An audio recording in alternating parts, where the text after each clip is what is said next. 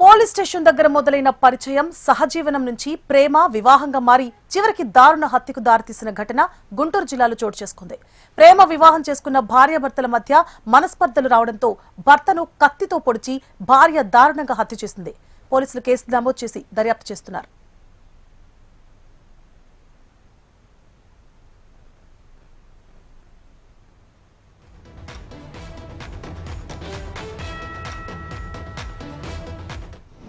మహాబీ అనే ఒక lady police station పెదవట్టుపూడి గ్రామం నుంచి రావడం జరిగింది. వాళ్ళ కొడుకు చనిపోయాడనే ఫిర్యాదు మేరకు పోలీస్ స్టేషన్లో రిపోర్ట్ ఇవ్వడం జరిగింది.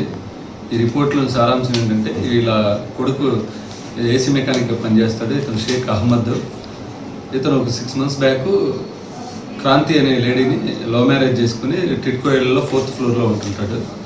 వీళ్ళిద్దరు భార్యాభర్తల గొడవల కారణంగా ఈరోజు మధ్యాహ్నం 2 గంటలకు ఇద్దరు గొడవ పడ్డారు. ఆ గొడవలో భాగంగా భార్య కత్తి తీసుకుని భర్త అయినటువంటి షేక్ అహ్మద్ను కత్తితో పొడవడం జరిగింది. ఆ తర్వాత 108 అంబులెన్స్లో ఎన్ఆర్ఐ హాస్పిటల్కి తీసుకెళ్ళి అక్కడి నుంచి మెరుగైన ట్రీట్మెంట్కి విజయవాడ గవర్నమెంట్ హాస్పిటల్ తీసుకువెళ్ళడం జరిగింది. ట్రీట్మెంట్లో భాగంగా అతను చనిపోవడం జరిగింది.